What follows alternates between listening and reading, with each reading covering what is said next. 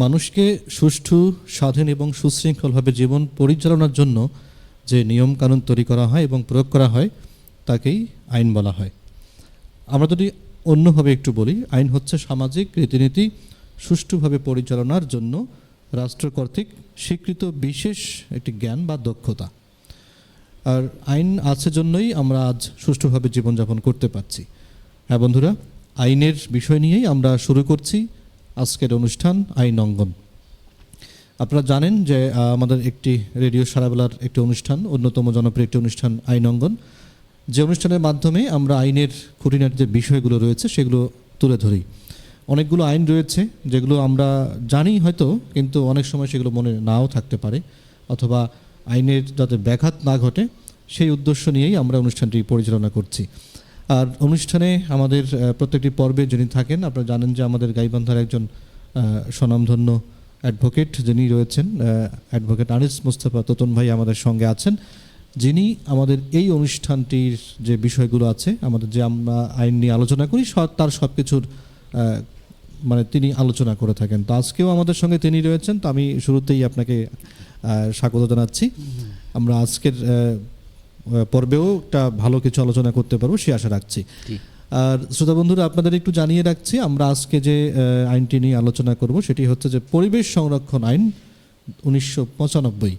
পরিবেশ, আপনারা জানেন যে পরিবেশ সংরক্ষণ এটি কতটা গুরুত্বপূর্ণ এবং আমাদের জীবনের জন্য পরিবেশ সংরক্ষণ বা পরিবেশকে ভালো রাখা কতটা মানে গুরুত্বপূর্ণ। তো এই কারণে আমরা আজকের আলোচনার বিষয় রেখেছি পরিবেশ সংরক্ষণ আইন 1995। আমরা অনুষ্ঠানের শুরুতেই আপনাকে স্বাগত জানাচ্ছি। আপনি নিশ্চয়ই ভালো আছেন? জি আছি, ভালো আছি। আমরা আশা করছি যে আমরা আজকের যে বিষয়টি আমরা নিয়ে আলোচনা করব আমরা আমাদের শ্রোতাদের অবশ্যই কাজে লাগবে। আমরা যদি শুরুতেই একটু আমরা যেতে চাই যে পরিবেশ সংরক্ষণ যে আইনটি রয়েছে, তো এই আইনের ক্ষেত্রে মানে পরিবেশের কোন কোন বিষয়গুলোকে এখানে মানে ইনক্লুড করা হয়েছে, আমরা শুরুতেই এই একটু জানতে চাই এটাই। ধন্যবাদ কৃষ্ণকমল। আমি প্রথমেই আপনাকে আমার আন্তরিক শুভেচ্ছা জানাচ্ছি এই কারণে যে আপনি আজকের পর্বে একটি বিশেষ এবং গুরুত্বপূর্ণ একটা আইনের বিষয়ে আলোচনার জন্য টপিকস হিসেবে রেখেছেন। আপনার আসলে মেধার তুলনা হয় না। আপনি খুব সমসাময়িক এবং যুগোপযোগী একটি আইনের বিষয়ে আলোচনার জন্য রেখেছেন। তো আপনি যেটা বলেছেন যে পরিবেশ আইন, এটি আসলে এটির নাম হচ্ছে বাংলাদেশ পরিবেশ সংরক্ষণ আইন 1995। আচ্ছা। এই আইনটি খুব বেশি নাতিদীর্ঘ না হলেও এই আইনটির মাঝে যে কথাগুলো আছে সে কথাগুলো খুবই গুরুত্বপূর্ণ এবং শ্রোতাদের এই আইনের প্রত্যেকটা বিষয় যদি মেনে চলা হয় তাহলে আমরা পরিবেশের যে মারাত্মক হুমকির মধ্যে মাঝে মাঝে পড়ে যাই সেখান থেকে রক্ষা পেতে পারবো।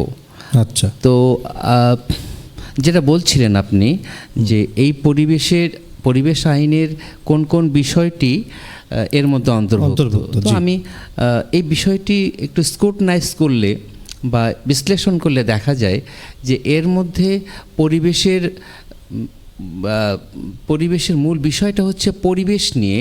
সুতরাং পরিবেশ একটা বিষয়, তারপর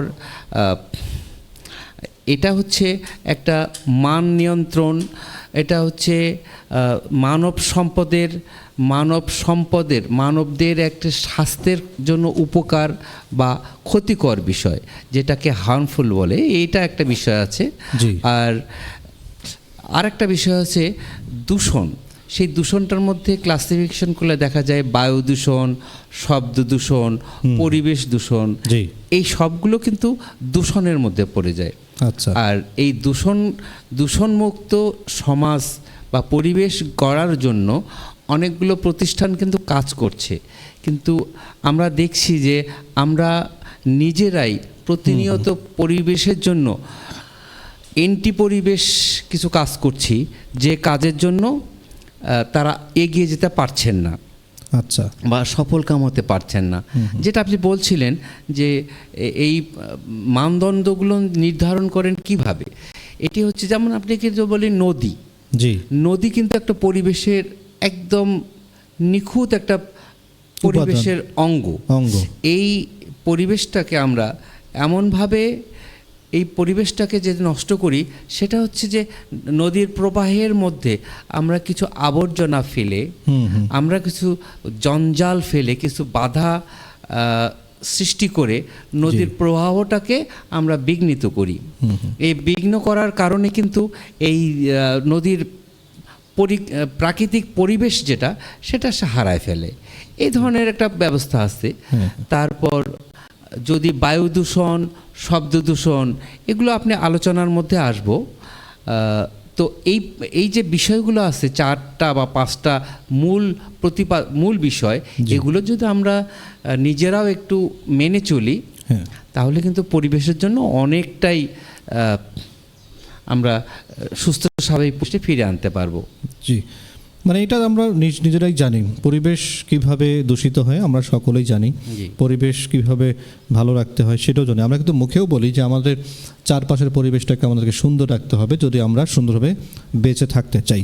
কিন্তু হয়তো মানে অজানার ক্ষেত্রে হোক অথবা অজ্ঞতার ক্ষেত্রেই হোক, মাঝে মধ্যে আমরা নিজেরাই সেই পরিবেশটাকে নষ্ট করে ফেলি। যেমনটা আপনি বললেন যে শব্দ দূষণ, আমরা দেখেছি রাস্তাঘাটে বের হলে দেখতে পাই কিছু কিছু গাড়িতে এমন হর্ন সেট করা আছে, মানে হাইড্রোলিক যেটা বলা হয়, বিকট শব্দ হয়, সেগুলো তারা ইচ্ছে করেই লাগায়। এটা আমি দেখেছি যেরকম, এবং যেটি মোটরসাইকেলে যেটা হর্ন দরকার সেটি না করে আরেকটি লাগায়, যেটি দরকারই হয় না। তো এটা আমরা নিজেরাই করে থাকি। তো আসলে আমাদের এটা থেকে বিরত থাকাই দরকার আমার মনে হয়, তাহলে হয়তো আমাদের শব্দ দূষণ থেকে। আপনি যখন বলছেন যে শব্দ দূষণ, এই শব্দ দূষণটাকে আরও যদি ক্লাসিফিকেশন করে আরও একটু বিস্তীর্ণ করে আলোচনায় আমি আনতে চাই, সেটি দেখা যায় যে এই যে আপনি রাস্তায় চলাফেরা করার সময় অনবরত আপনি একটা বাইক নিয়ে যাবেন বা আপনি একটা রিকশায় যাচ্ছেন বা অটোতে যাচ্ছেন, পিছনে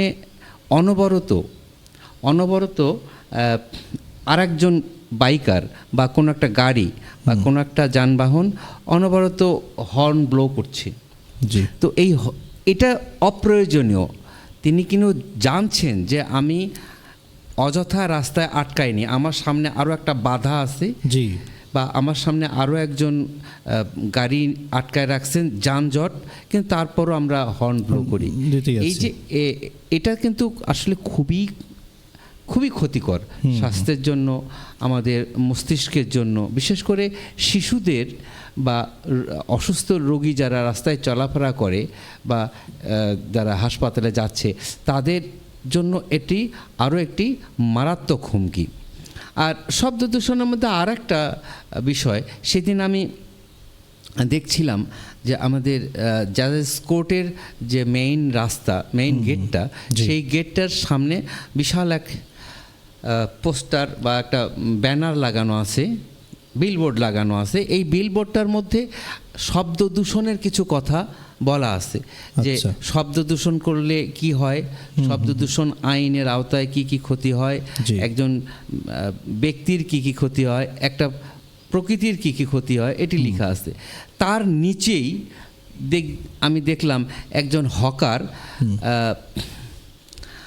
একটা মাইকের মধ্যে, একটা স্পিকারের মধ্যে জোরে একটা সাউন্ড দিয়ে সে বীজ বিক্রি করতেছে অথবা ফল বিক্রি করতেছে।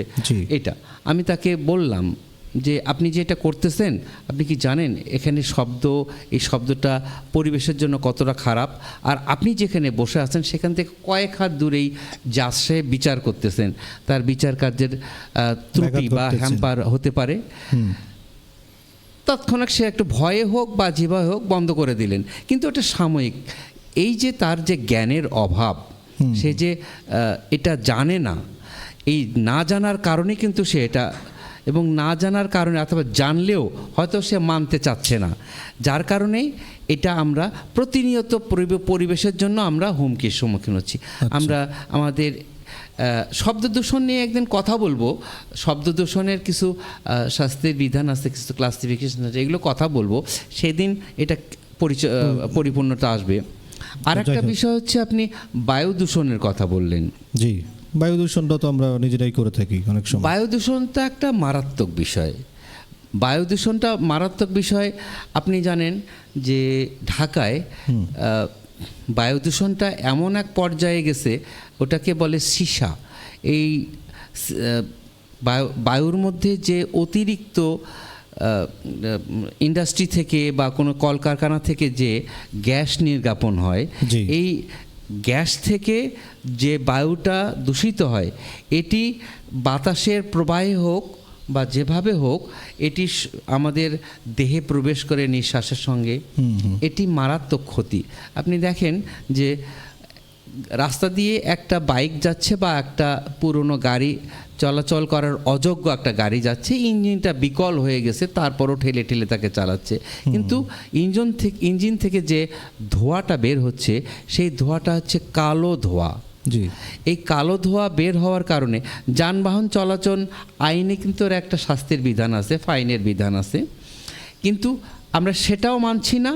প্লাস শব্দ এই দূষণের পরিবেশ পর্যায়ে দূষণ। যেটা পড়ে, জি। পরিবেশটাকে যে আমরা দূষিত করতেছি, এটাও আমরা জানছি না, বা এটা আমরা গায়ে মেখে নিচ্ছি না, আমলে নিচ্ছি না, যে আমার এই কালো ধোঁয়ার কারণে পরিবেশটা কতটা ক্ষতিগ্রস্ত হচ্ছে। হতে পারে।